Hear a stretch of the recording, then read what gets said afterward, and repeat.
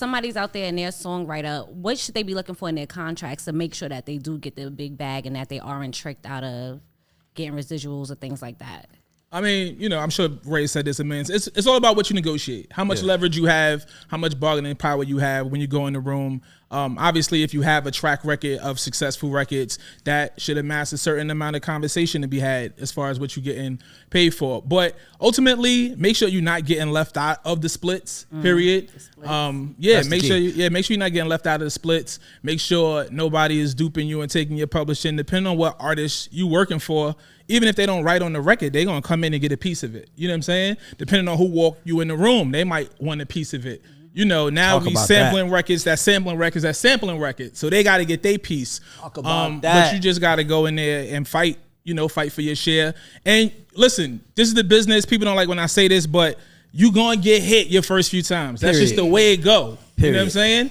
At some point, you got to stop getting hit. You know, and it's never. It's like in sports, they have the rookie contracts. Like it's like it's anything. Like you're gonna get hit because the game is trying to decide if you're gonna be here. If you're gonna be here, then okay, cool.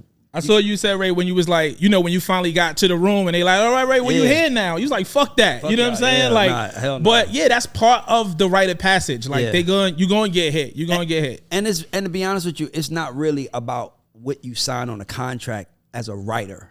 It's more about making sure your business is together. For sure. It has nothing to do with, so it's like, because here's the thing, if your business is together, Torre and I could have written a song and you gave us a word or two, and if your shit together, your team come in saying you claiming 25%, that they're not saying that to me and Torre. They're hitting our lawyers, they're hitting the publishers, they're hitting the label. When your shit is together, your shit's together. The money flows. That's if you're a songwriter. Producers is way different because producers get points and publishing.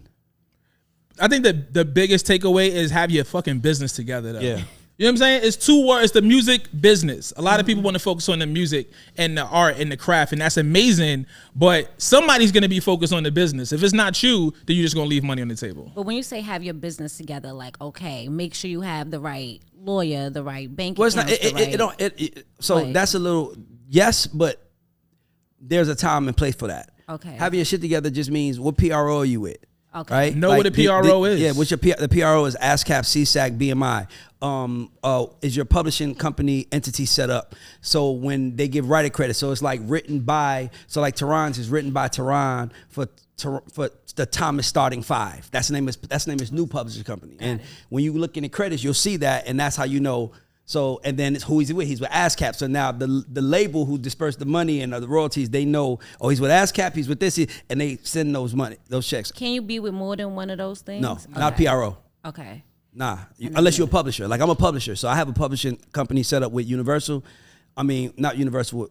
So let's say if I sign a writer, whatever PRO he goes to, I have to go to also. So like if I have a writer that does the CSAC, I got to have my publishing company set up with CSAC so I can receive my royalties too. If I don't have a publishing partnership deal in place.